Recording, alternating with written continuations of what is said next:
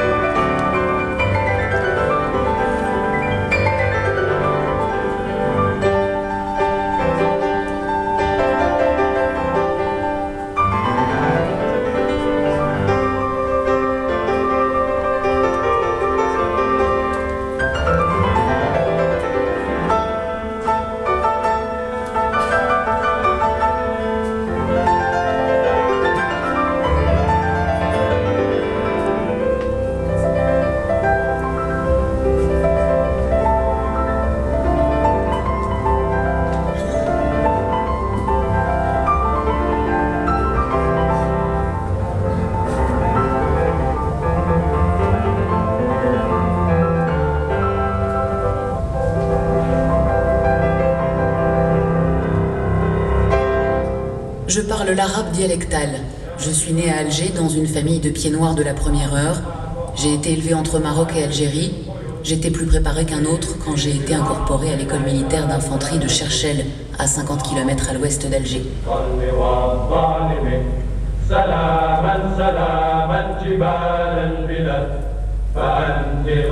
J'avais fait l'école photo des arts et métiers de Vevey, en Suisse, et je suis arrivée à l'école de Cherchell avec un laïka autour du cou. Au début, je ne l'ai pas beaucoup porté.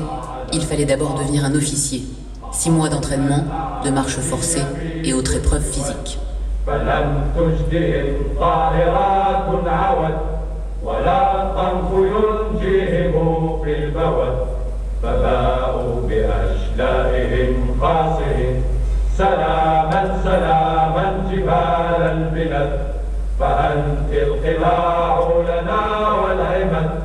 وفيك عقدنا لواء الجهاد ومنك زحفنا على الغاصب وقائعنا قد هوت للورى بأن صمتنا كعسب الشرى فأورس يشهد يوم الورى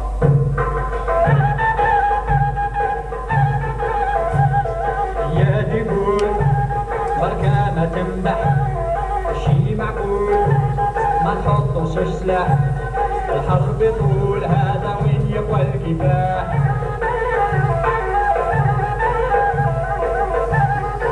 Finalement, je me retrouvais chargée de construire et de commander un poste au douar de Mzaourat, un village de 150 âmes dont le chef avait été égorgé juste avant mon arrivée. Il n'y avait pas de route, et les seules richesses du village étaient les crottes des moutons et des chèvres, vendues une fois par an aux colons de la vallée, comme engrais pour leurs orangers et leurs citronniers.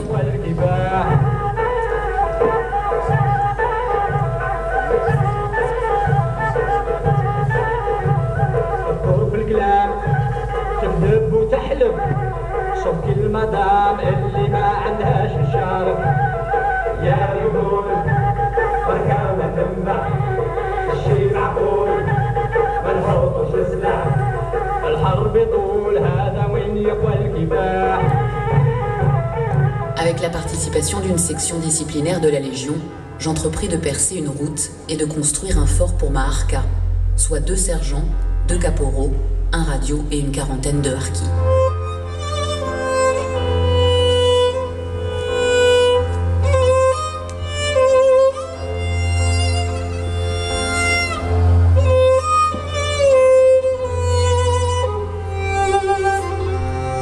Les beaux jours arrivant, je redemandais l'aide de la Légion pour construire une école. Un tiers des habitants de M'Zaourat étaient des enfants. J'ai fait des démarches pour obtenir des tables, des bancs et 2 tableaux. J'ai acheté sur ma solde tout ce que j'ai pu trouver comme fourniture à Oran. On m'attribua un instituteur corse et tous les gamins du Douar se revinrent à l'école. Les populations dont j'avais la garde n'ont jamais entendu parler des putschs, ni de la situation politique qui se détériorait à Alger, et encore moins du référendum. Le cessez-le-feu du 19 mars nous a tous surpris. Vous allez aujourd'hui abandonner le poste et le démanteler. Le surlendemain, il m'a fallu expliquer aux harkis le choix qui leur était proposé. Soit ils étaient démobilisés, avec une certaine somme d'argent, et restaient en Algérie, soit ils pouvaient venir en France, mais seuls, sans emmener un seul membre de leur famille. Un choix inacceptable, mon cœur était lourd, je souffrais pour eux. Notre séparation fut brutale. Le lendemain, j'avais ordre d'embarquer à Oran, direction la métropole, pour rendre mon uniforme. Le 30 juillet, une lettre m'annonçait qu'ayant créé une enclave de paix dans une région particulièrement difficile, par mon action auprès des populations, l'installation d'une école et d'un centre médico-social, j'avais contribué à améliorer les conditions de vie de mon Douar. Je recevais pour cela la croix de la valeur militaire, avec citation à l'ordre de mon régiment.